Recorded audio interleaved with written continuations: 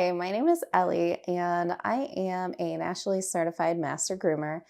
I wanted to take some time to talk to you about grooming your pets and caring for your pets' coats in the home.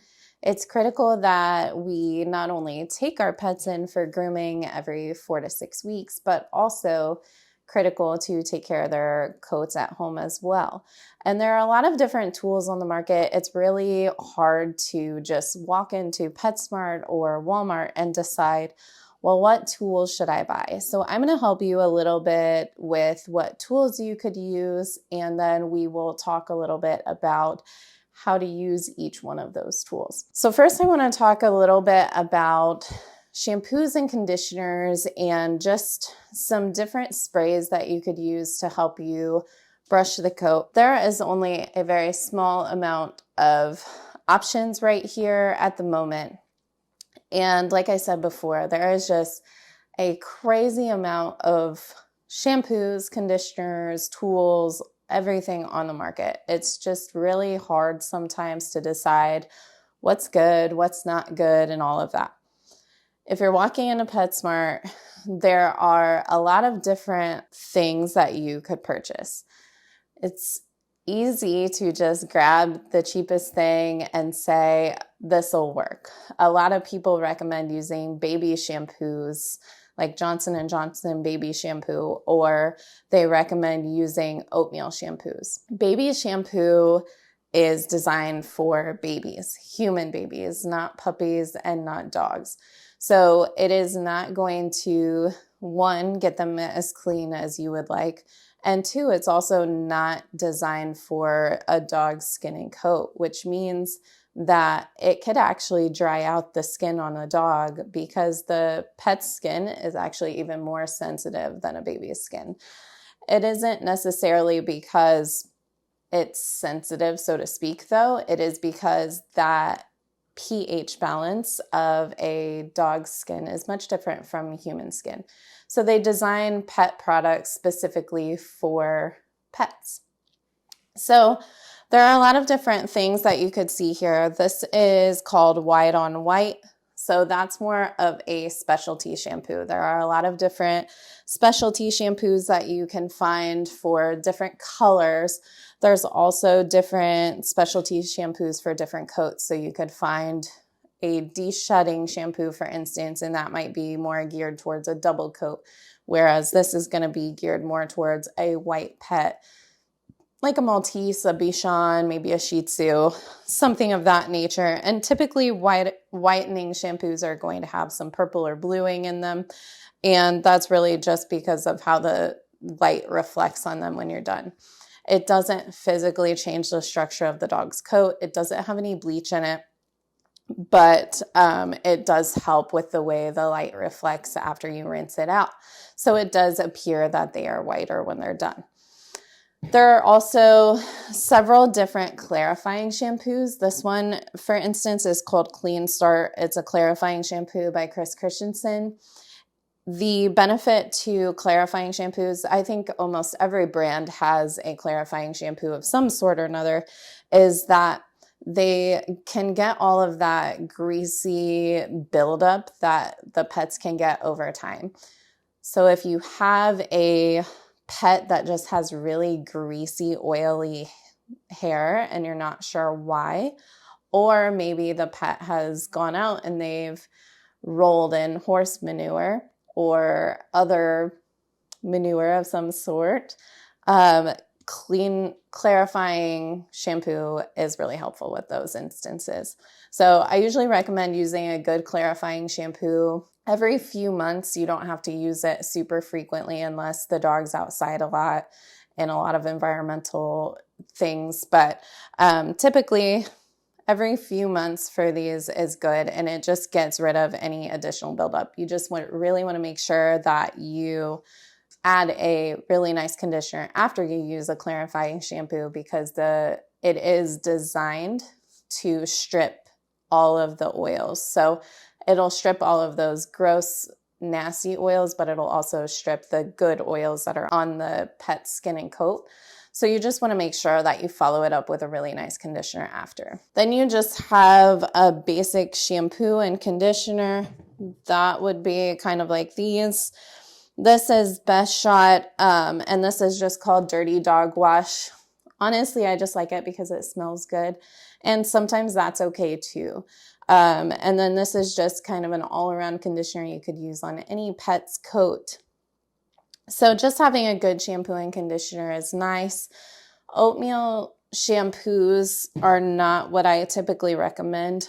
The reason for that is if you think about it, when you're cooking oatmeal, what does it do? It absorbs liquid, right? Rice is the same thing. It absorbs liquid. So when you put oatmeal onto skin, what does it do? It actually draws out moisture instead of putting moisture in. So it was a really nice marketing thing that they did for a while, and it can be soothing right away, but typically what you see with oatmeal products is in 2 to 3 days, the pets really start itching again. The reason for that is because it's actually drawing out all of those oils, and it's not actually replacing them. So I typically don't recommend getting an oatmeal-based shampoo or conditioner for those reasons. You can find products that are meant for groomers, and those are the products I would typically recommend using. Walking into PetSmart, those products are typically already diluted down. These products are not, they're concentrated. So if you use anything designed for groomers, you need to make sure that you're reading the labels. It'll say right on the label what it dilutes to. They say it in different places. So for example, this one says 8-to-1. So that means 8 parts water to 1 part of the conditioner. So that's how much it recommends diluting that product. And so these bottles here would last a really long time, especially if you're only bathing 1 or 2 pets in your home.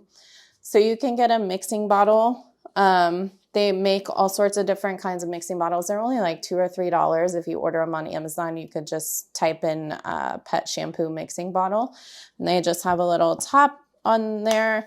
And they'll have lines. This one's pretty old, so they're worn off, but they have lines on them that will give you 8-to-1, 16-to-1, 32-to-1, and it'll show you how much water you put in there, and then you fill the product on top of the water, and it fills it all the way up to the top. And then you just shake it really good, and you can use that on the pet, and it works great. So those are just a couple different kind of products for actually bathing your pet. There are some other products I want to bring up about actually brushing out your pet. The number one mistake that people make when they brush their pets at home is they don't use any sort of brushing spray. There are a lot of different kinds of brushing spray. It can be a little bit confusing, but anything that says dematting spray is probably going to do you better than not using anything at all. When you have damaged hair, it mats up. So it causes those big tangles, and they can be really hard to get out. So if you just take a slicker brush over those tangles, all you do is break that hair even more. It's already broken when it gets into a mat, and then you brush it out and you're going to break it more.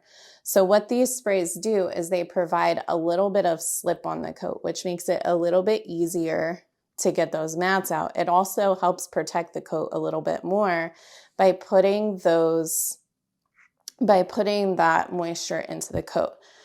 Now, you don't want to soak it, because when you soak it, the hair gets too elastic and then it can break. So you just want to do a light mist and lightly brush and work away at tangles. So this one here is just called Magic Detangling Conditioning Spray. It's a nice light spray, and it doesn't have a ton of buildup over time. This one I really like to recommend for customers.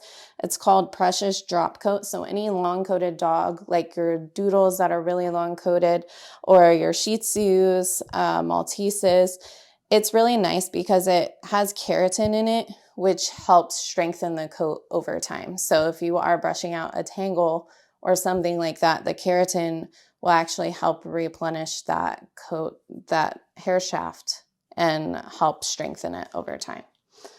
So those are just a couple of sprays.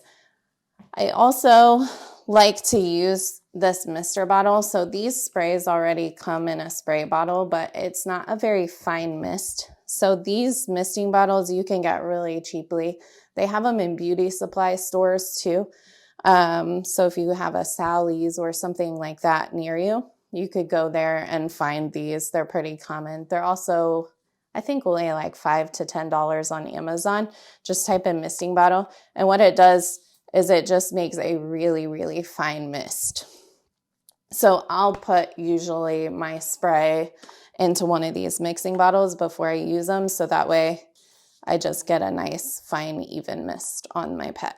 So those are some of the different products I would use. Another helpful grooming tool that you could get is a grooming loop. Some people call them a noose. There are a lot of different kinds of them. It really doesn't matter which kind you get, but they have a little clip typically that lets you get it a little bit tighter around the dog's neck.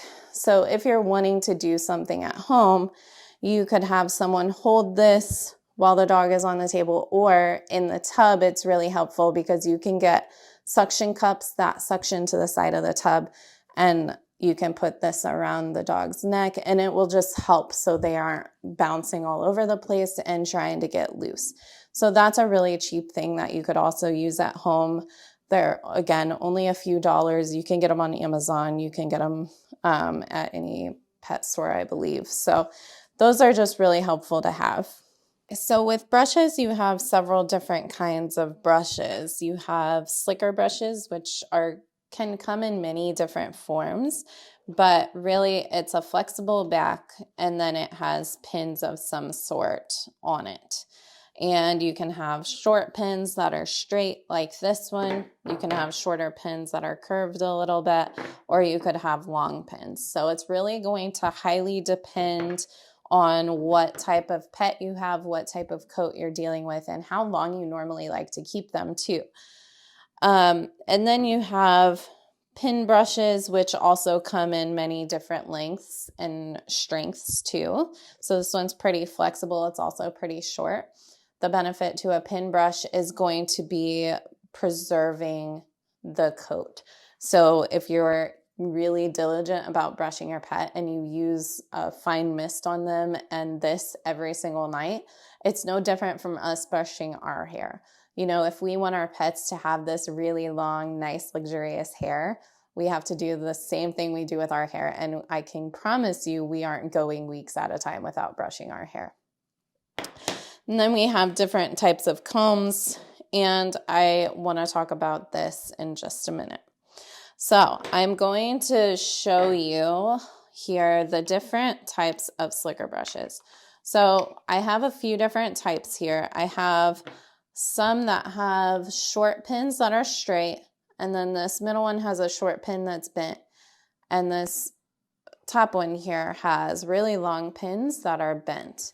So this one here would be for a really small dog. I mean, it's kind of makes sense. It's small and it has straight pins. The benefit of the straight pins is they're really flexible and it's not going to hurt at all when you go over the pet's coat. So this is going to be designed for a pet that doesn't have much hair.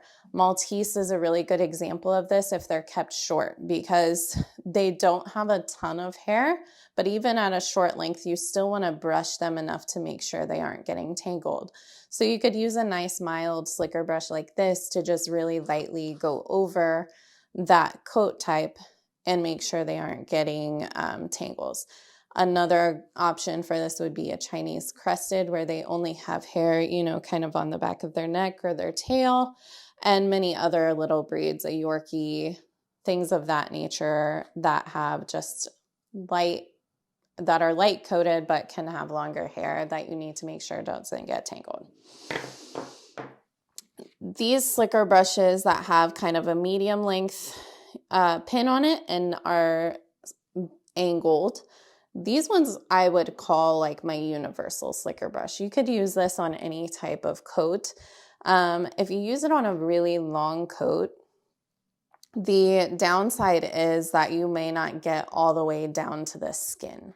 So you do want to make sure that you're getting all the way down to the skin when you're brushing, so that way any of those tangles that are potentially forming at the base of the hair are going to get broken up as well. So this can work on any coat type at all. It's really nice. The angles help grab the mat or the tangle and help kind of loosen that up. So the more severe the angle, the more aggressive it's going to be. And we're going to use those for more matting as we go. These are long. The difference between the two of these is this has many more pins. It has about twice as many pins in it, and obviously it's bigger as well. So this is a much more aggressive brush, while this is a little bit more easygoing, even though it has long pins. It's very easy to move these pins. They're very flexible. These ones are also flexible as well. So even though it looks a little intimidating and a little scary, it's not really going to hurt your pet. So it is flexible, and you can always take it on your skin to see what it feels like, but the likelihood is that you're going to use these on a really long coat, so you're not actually going to get all the way down to the skin. You have to really separate the hair to make sure that you're getting all the way down to the skin, but you don't want to use these on the skin. Like if I had a really short coated pet, there's no need to use these at all. So next I'm going to talk about combs and different types of combs. This is another one of those things that it's really hard to kind of figure out what you need, because you can type in pet comb on Amazon and get a huge long list. And it's kind of like, what the heck do I do with this? There are so many. There are going to be a lot of different combination combs. So what that means is there's usually a coarse and a fine side. So on this one, there's a longer coarse side and then a little bit of a fine side. The reason this one is so long is it's intended for poodles. Anything that's labeled a poodle anything could be a really great tool for doodles, right? So the reason it's called a poodle comb, or the reason why it was initially, is because of the size of it. So when we groom poodles, we need a significant amount of length on the things that we're using, so we don't have to go over it over and over again, right? So that's why these combs were typically named poodle combs in the past. Now they're starting to switch them to name them doodle combs and such. But really all you need is something that has a strong tine on it and a coarse and a fine on it. The reason you need the coarse is because you're going to go through and you're going to break up any tangles prior to then going through and making sure that you've gotten them all. So this little section here is really just to kind of go back through and make sure that you've gotten all of those fine little bitty tangles out after you've already brushed them out with a slicker, and then you've gone through with the coarse section, and then you're going to go through and just make sure you've gotten all those fine little mats out. We also have different shapes of these. This is a crescent shape, but we have finishing combs. So this is almost a super fine, and then like more of a medium pin on these. These are designed really for around faces. So if you have a cute little dog where you want to put a top knot in their hair, or you want to make sure you get in the eyes really well, in the corners of the eyes, these are really nice to make sure that you're getting out any tiny little tangles, and also just helps keep them really nice and clean. So that's always an option. If your comb starts to look like this, where it's missing teeth in it, it's time to get a new comb. So anytime a comb is missing teeth, there's rough edges typically where those tines come out. So that will catch on the hair and it will just damage the hair as you pull it. So anytime a comb looks like this, you want to just go ahead and get rid of it and get a new comb. So these tools here are called an undercoat rake many times when you see them in the stores. They also, if you're talking to a groomer, you may say the term Coat King or Mars comb. They would understand that and know what you were talking about. So these have been marketed to the general public as a dematting tool in many cases, and that is not what they're for. be very, very cautious using these at home because they are little razor blades. So they are a very, very valuable tool if used correctly. However, they can also hurt your dog. And I've seen a lot of injuries from people at home trying to use them because there's no education on how to use them. So these are actually meant to be used for double-coated breeds to pull out undercoat, not to use for dematting a pet. So I would use this on like a corgi, a husky, a Bernese mountain dog, a golden retriever, something like that, and it'll do a really great job at pulling out any of that undercoat. But it's going to be really detrimental to use on a long-coated breed to try and break up mats. So just be cautious of using those.